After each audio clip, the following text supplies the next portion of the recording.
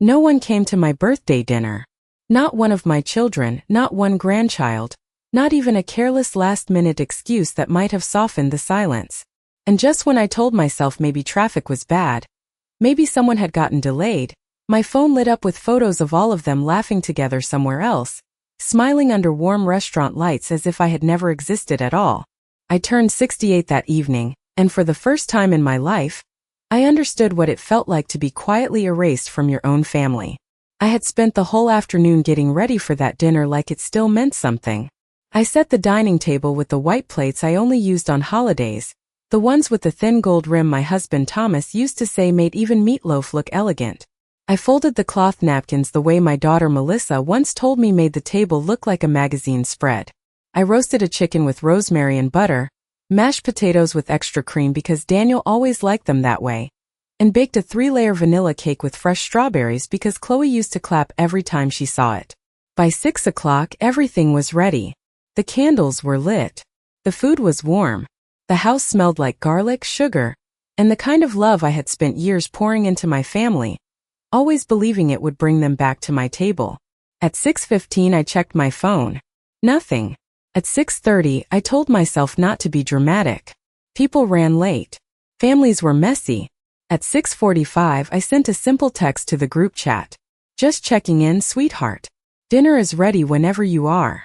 I stared at the screen until my eyes blurred, waiting for those little bubbles to appear. They never did. By 7 o'clock, the candles had burned halfway down. The chicken was drying out under the foil. The ice in the water glasses had melted. I stood in my kitchen with one hand resting on the counter, listening to the hum of the refrigerator and the ticking clock above the stove, and the silence began to feel personal. Then my phone buzzed. For one foolish second I smiled. I thought it was Daniel. Instead, it was a social media notification. Melissa had posted a photo. I opened it and there they were. My children. My grandchildren. Vanessa leaning into Daniel with that polished smile she wore whenever she wanted the world to think she held it all together. Melissa raising a glass. Chloe grinning beside a giant dessert covered in sparklers. There was even a caption. Family night out. So grateful for these moments. I looked closer and felt something cold move through my chest. They were celebrating. Not somewhere random. Not some accidental stop on the way to me. They had planned this. There were decorations on the table. Gift bags on the floor. My grandson was wearing the blue button-down I bought him last Christmas. Everyone looked dressed for an occasion. Just not mine. I sat down slowly in the chair at the head of my own table and looked at the untouched place settings around me. 8 plates. 8 forks. 8 empty seats. And in that moment, with my birthday cake still whole and my phone glowing in my hand, I realized this night had not gone wrong. It had gone exactly the way someone wanted it to. I did not cry that night. I thought I might, but the tears never came. They stayed somewhere deep inside me, heavy and unmoving, like rain trapped behind winter clouds. I sat at the table long after the food had gone cold, still holding my phone, still staring at those smiling faces on the screen as if I had missed some detail that would make it hurt less. But there was nothing to misunderstand. Melissa had posted 3 more photos. Daniel had left a comment with a red heart. Vanessa had added one of those cheerful replies she always wrote, the kind meant to sound warm and polished for other people to admire. Family is everything. I read those words twice, then set my phone face down on the table and listened to the quiet settle around me. It was the kind of quiet that does not comfort you. Presses in.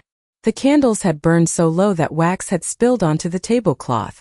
I pinched out each flame with damp fingers and carried the chicken back into the kitchen. I wrapped the potatoes in foil.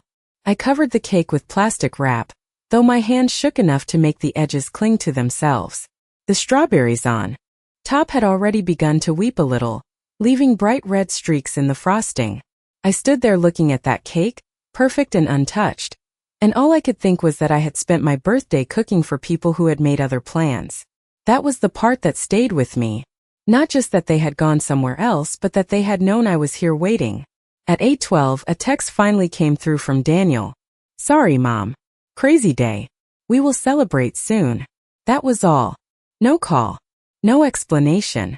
No mention of the photos. I read it once and did not answer. A few minutes later, Melissa sent a message to, "Happy birthday, Mom. Hope you had a relaxing evening." Relaxing. I actually let out a laugh at that, but it did not sound like anything warm. I washed the dishes slowly, one at a time, even though there were barely any to wash. 8 plates had been set, but only one water glass had a lip mark on it, and only one fork had been used. Mine. When I finished, I dried my hands and walked through the house, turning off lights. The dining room went dark first, then the hallway, then the little lamp by the living room window that I usually left on when I expected company. Upstairs, I changed into my nightgown and sat on the edge of the bed without moving. Thomas had been gone for 4 years, but on nights like that, I still glanced at his side of the mattress before I remembered. He would have noticed long before I did. He had always seen things more clearly when it came to the children. He used to tell me that love made me generous, but sometimes too willing to excuse what should not be excused. I had defended them for years. Daniel was busy. Melissa was overwhelmed. Vanessa did not mean it that way. Families went through phases. People got distracted. Social media made everything look worse than it was. I had said all of those things to myself more times than I could count. But lying in bed that night, staring at the ceiling fan turning slowly above me, I felt something unfamiliar begin to take shape. It was not anger, not yet. It was clarity. Small, cold, and impossible to ignore. Because once you realize your absence did not ruin anyone else's evening, you start to wonder how long they have been getting used to life without you. The next morning, I woke before sunrise and lay still for a few minutes, listening to the house settle around me. The air conditioner clicked on. A car passed somewhere down the street. A bird landed on the gutter outside my window and scratched at the metal for a second before flying off. Everything sounded ordinary, and that was what felt so strange. I had expected the morning after to come with some kind of dramatic revelation, some message that would explain everything and put the world back where it belonged. Instead, I got the same pale light through the curtains, the same ache in my lower back when I stood up, and the same quiet kitchen waiting downstairs. I made coffee and poured it into the blue mug Thomas bought me on our anniversary trip to Maine nearly 15 years ago. It had a tiny crack near the handle now, but I still used it because it fit my hand just right. I stood at the counter sipping slowly, looking at the birthday cake in the refrigerator through the glass shelf as if it were evidence in a case I had not meant to open. By 9 o'clock, I had convinced myself to stop being foolish. Maybe it had only been a thoughtless mistake. Maybe the dinner online had been planned at the last minute. Maybe the children truly believed they would make it up to me. But then memory began to move, calm and deliberate, like drawers opening one by one in a room I had kept locked for years.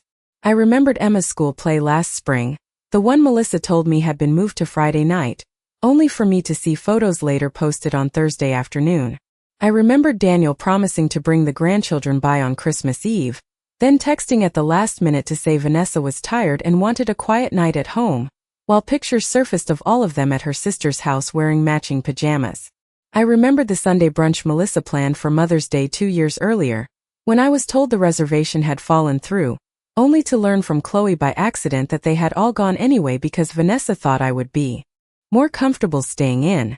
More comfortable staying in. That was the phrase they always seemed to use when they wanted my absence to sound considerate. I carried my coffee into the living room and sat in Thomas's old chair, the leather creaking softly beneath me. On the mantel above the fireplace were framed photos from 20 years of holidays, graduations, cookouts, beach trips, and birthdays. In the older ones, I stood in the middle, one arm around Daniel, one around Melissa, everyone leaning in. In the newer ones, I noticed something I had never let myself study too closely. I was often at the edge now. Sometimes seated. Sometimes missing altogether, even at gatherings I had helped pay for. Vanessa was almost always in the center, smiling that bright, camera-ready smile, one hand on Daniel's arm as if she had not only married into the family but rearranged it. I did not hate her. That would have been simpler. What I felt was colder than that. It was the slow understanding that she had not pushed me out all at once. She had done it politely, gradually, through changed plans and forgotten details and decisions presented as kindness. And my children, whether out of laziness or weakness or convenience, had let it happen. By the time I finished my coffee, I was no longer asking whether last night had been an accident. I was asking myself how many years I had spent excusing things they had been showing me all along. By noon, I had stopped looking at my phone for an explanation and started looking for proof. There is a difference between the two. An explanation is something you hope will comfort you. Proof is something you seek when comfort has already failed. I took my reading glasses from the drawer beside the refrigerator, sat down at the kitchen table, and opened Melissa's page again. Then Daniel's. Then Vanessa's. I did not scroll like a curious mother passing time. I scrolled like a woman finally willing to notice what had been placed in front of her for years. The restaurant they chose was not some casual diner off the highway or a last-minute place close to home. It was a new steakhouse downtown, the kind with soft amber lighting, leather booths, and carefully arranged plates that people photograph before they eat. I recognized it because Vanessa had mentioned wanting to go there months ago, saying it was impossible to get a reservation unless you booked well in advance. Yet there they were, all smiling under a polished brass light fixture, seated at a long table with a floral centerpiece and a custom dessert tray. I zoomed in, adjusted my glasses, and looked again. It was clearly not an ordinary walk-in dinner. The table had been arranged, the dessert looked prepared in advance, and the whole evening had the feel of something planned. I could not make out every detail, but I did not need to. Anyone looking at those photos could tell the evening had been planned ahead of time. I kept scrolling. Vanessa had posted a short video too. It was only 8 seconds long. Chloe was laughing. Melissa was lifting her wine glass. Daniel was saying something just out of frame. The camera panned across the table and stopped near the dessert long enough for me to see decorations and a small display card. I could not read it clearly, but the message was obvious enough. This was a celebration. Just not mine. I sat back in my chair and pressed my fingers to my lips. The cruelty of it was not loud. That was what made it so precise. No one had called to say do not come. No one had insulted me directly. No one had slammed a door in my face. They had done something much cleaner than that. They had simply built a moment around my absence and then displayed it where I could see it. My phone buzzed again around 1:30. This time it was a message from Vanessa. Hope you had a sweet birthday yesterday. We should do lunch soon. I stared at that sentence for a long moment. Sweet birthday. Lunch soon. The ease of it. The smoothness. As if I were a distant aunt who had been mildly overlooked, not the mother and grandmother who had spent decades making holidays happen for the people now speaking to me like I was optional. I typed nothing back. Instead, I opened the hall closet and pulled down an old photo box from the top shelf. It was full of printed pictures from years before everything moved onto screens. In those photographs there were no captions and no filters and no polished little lies. There was just life.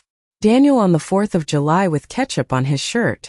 Melissa asleep on my shoulder after a county fair. Thomas smiling behind a smoky grill in our backyard, while I carried out a bowl of potato salad.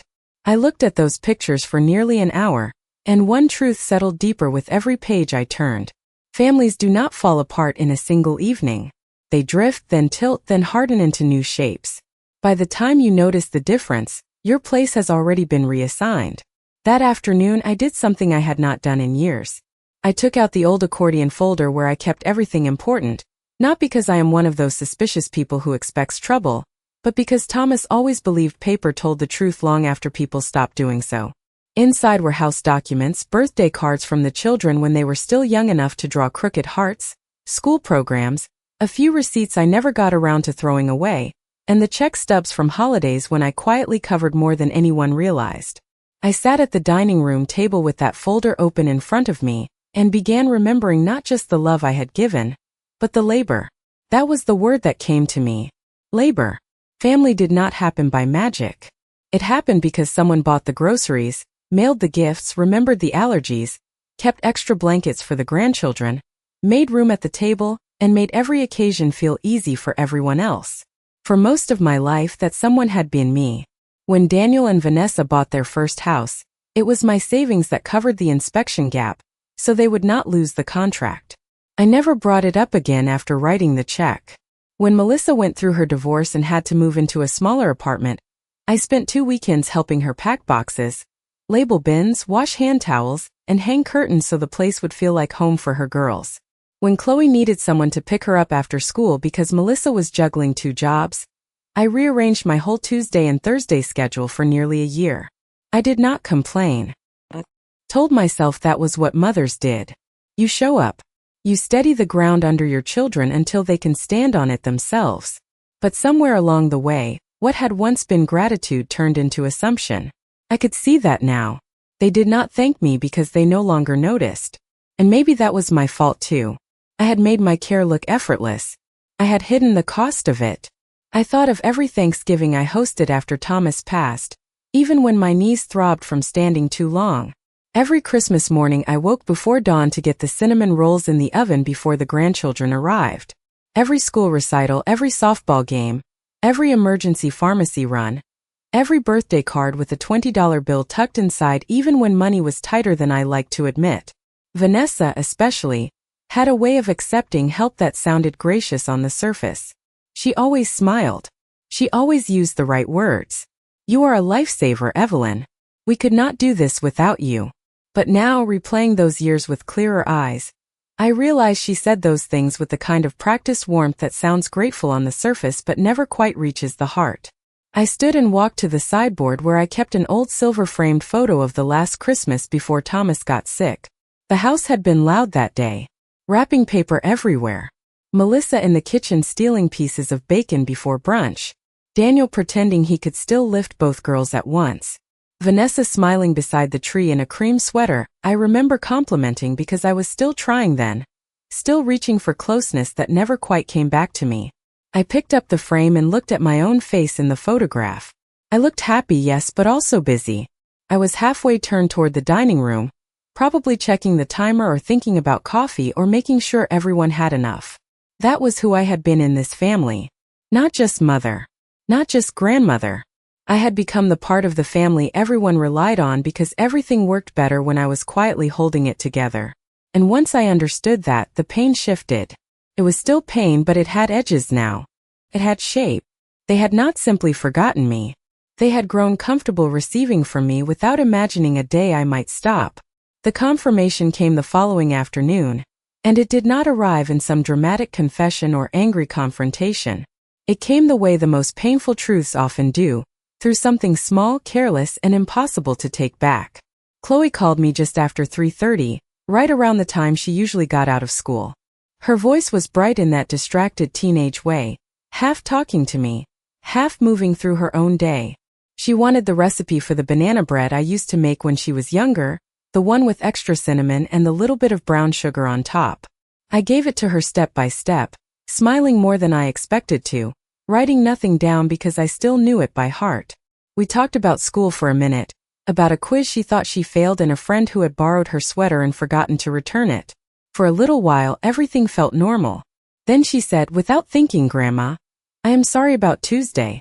I should have texted you sooner." I held the phone a little tighter. Tuesday was my birthday. My voice stayed even when I answered. "That is all right, sweetheart. You were busy."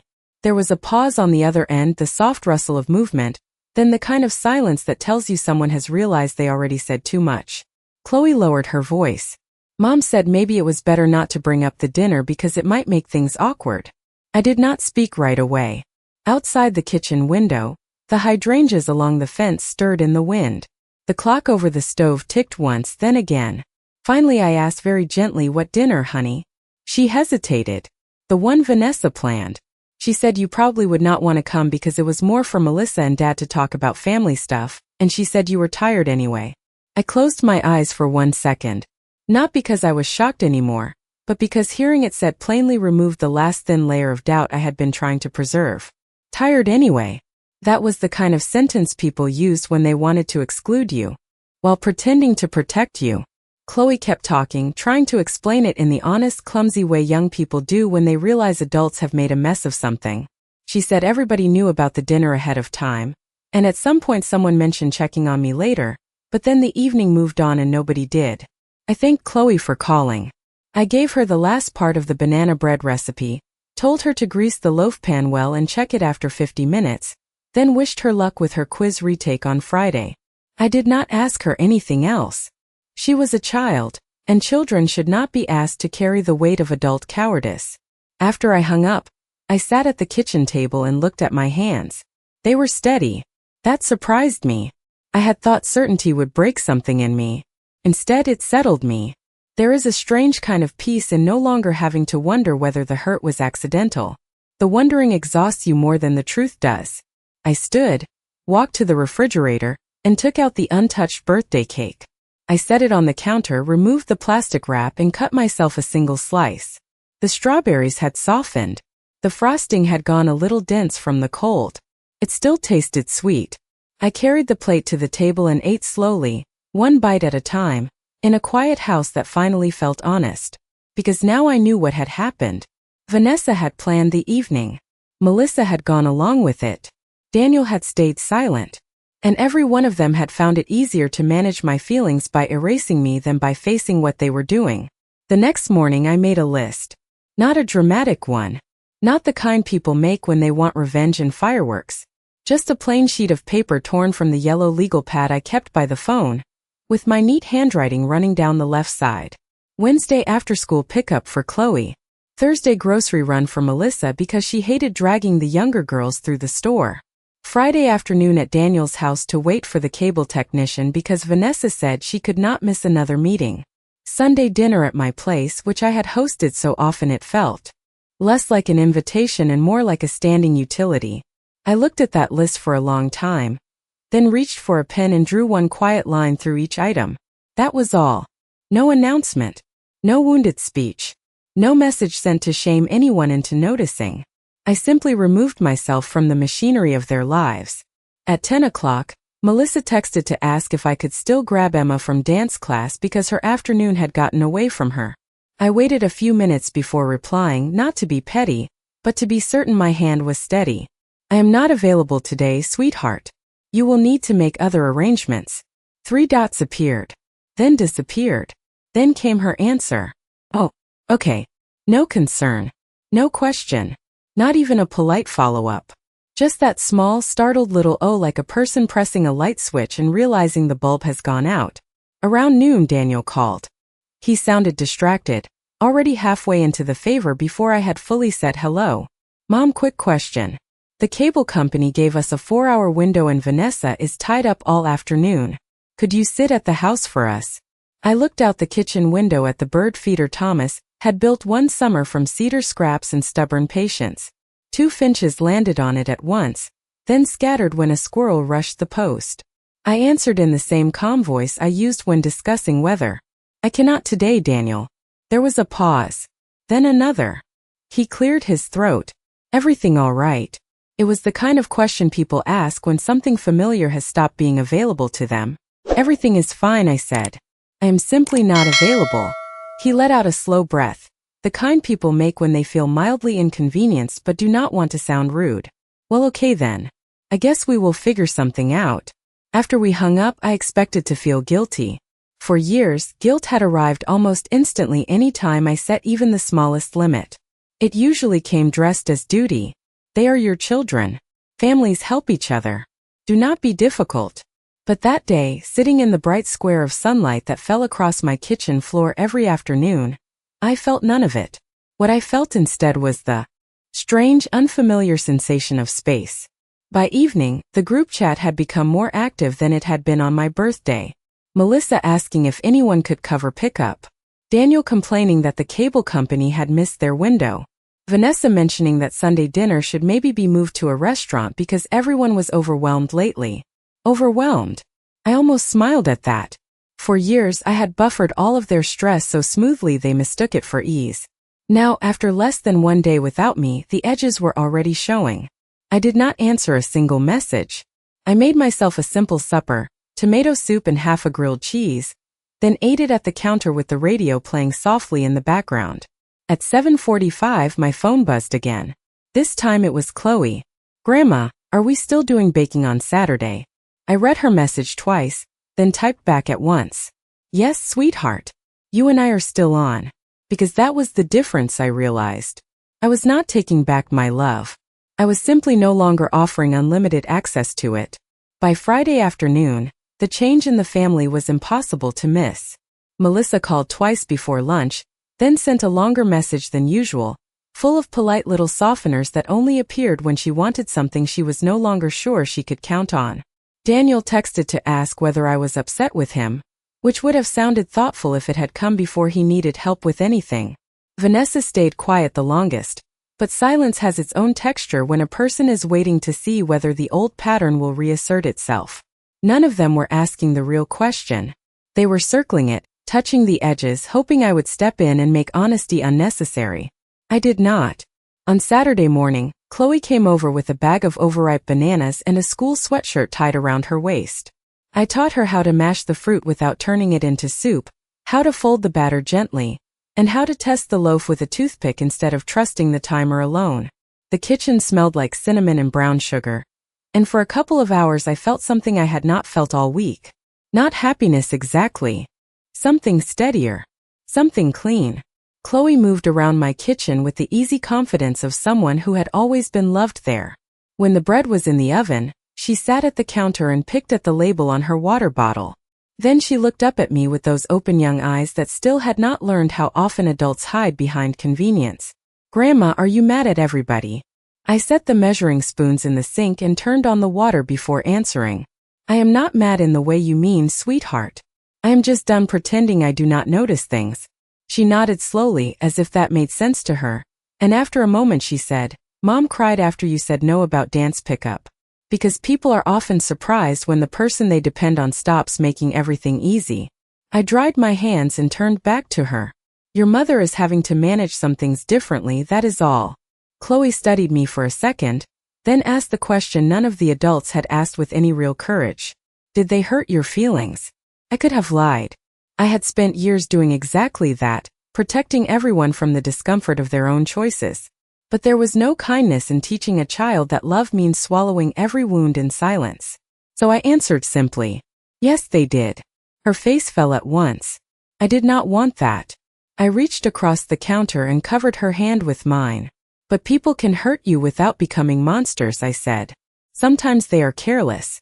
Sometimes they are selfish. Sometimes they get used to being cared for and forget who has been doing the caring all along." The timer chimed before she could answer. I pulled the bread from the oven and set it on a cooling rack by the window. Later that evening, while I was wrapping half the loaf for Chloe to take home, my phone rang. "Daniel."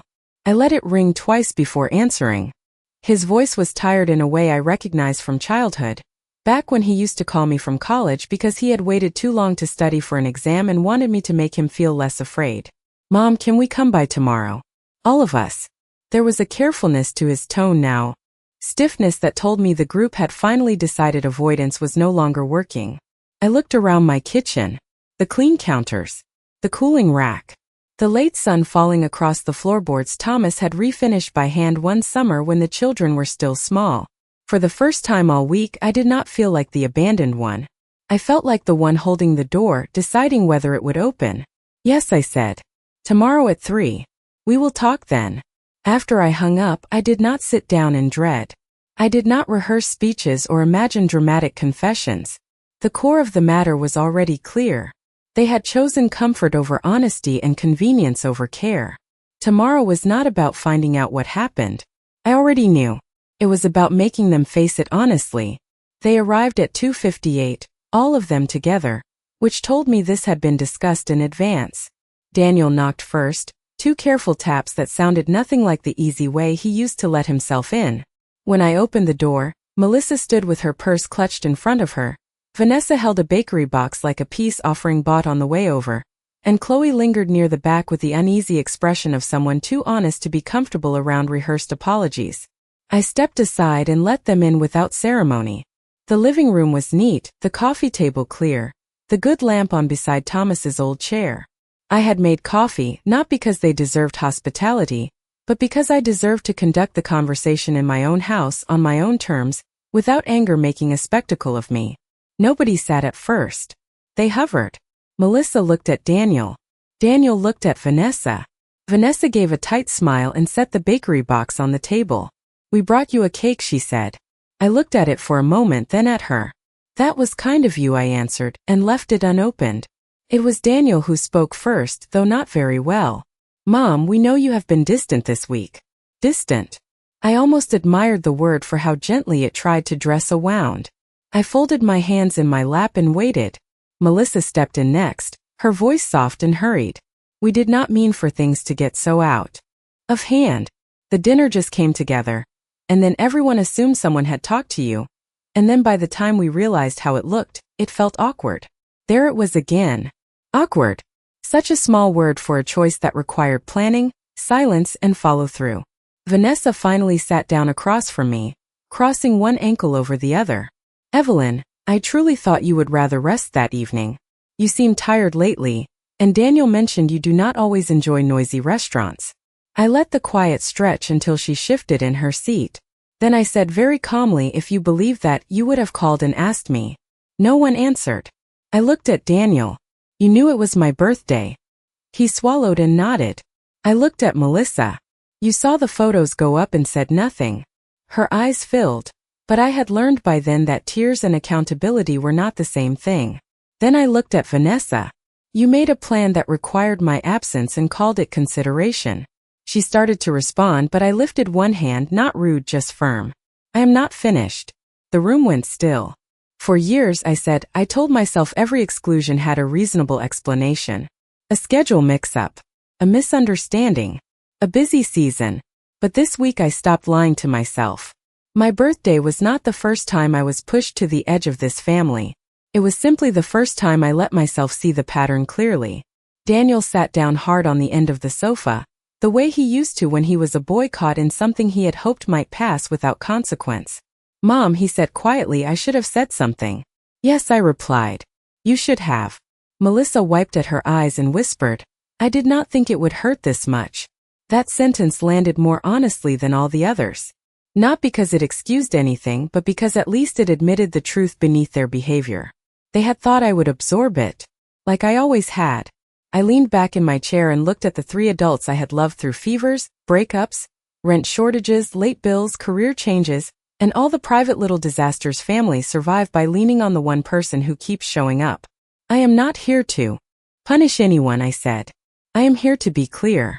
I will not keep serving a role in this family that asks me to give, forgive, organize, rescue, and then quietly disappear when I become inconvenient. If you want me in your life, then include me honestly. Speak to me directly. Do not manage me. Do not erase me and call it kindness. Vanessa looked down at her hands. Melissa nodded through tears. Daniel finally met my eyes and held them. There was shame there, yes, but also something I had not seen in a long time. Recognition. I stood and walked to the bakery box, opened it, and looked at the frosted cake inside. It was pretty. Generic but pretty. I closed the lid again. We are not having cake today, I said. We are starting over. Not with pretend closeness. Not with polished messages. With truth. After that, the conversation changed. It became smaller, quieter, more human. Daniel admitted he had gone along with too much because confronting tension at home felt harder in the moment than disappointing me later. Melissa admitted she had learned to stay neutral, so she would never become the target of anyone else's frustration. Even Vanessa, after a long silence, said something real at last. She admitted she had been trying to keep everything neat and easy, and over time that had started to matter more to her than whether I felt included. She said she had convinced herself I did not really approve of her, and that made it easier to keep a little distance instead of dealing with discomfort directly. I did not absolve her, but I appreciated that for once she spoke plainly. They left an hour later with no dramatic hugs and no neat ending tied up in apologies. That was fine. Real repair is rarely tidy. Over the next few weeks, I watched what mattered. Daniel began calling without needing anything. Melissa invited me to Emma's choir concert and sent the time twice, then saved me a seat in the second row. Vanessa remained careful, but careful is at least a beginning when it is paired with effort. And I changed too. I did not rush to fix every problem. I did not volunteer before being asked. I did not make myself smaller so everyone else could stay comfortable. Our family did not become perfect after that Sunday, but it became more honest, and honesty leaves room for dignity in a way politeness never does. Sometimes that is the real victory, not being begged back into a place at the table, but deciding that if you are going to sit there, it will be as a person, not a convenience. The birthday cake they brought me stayed unopened for 2 days before I carried it next door to my widowed neighbor, Mrs. Benton, who invited me in for coffee and cut us each a slice on real plates. We sat by her sunroom windows and talked about ordinary things, the weather, her roses, the price of eggs. And when I came home that afternoon, my house no longer felt like the place where I had been forgotten. Felt like mine again. And in the end, that was the lesson I kept. Love is not measured by how much pain you can quietly absorb. It is measured by whether truth can still live in the room once the silence is over. Thank you for watching our video. If you enjoyed it, please subscribe to our channel so you don't miss any new stories.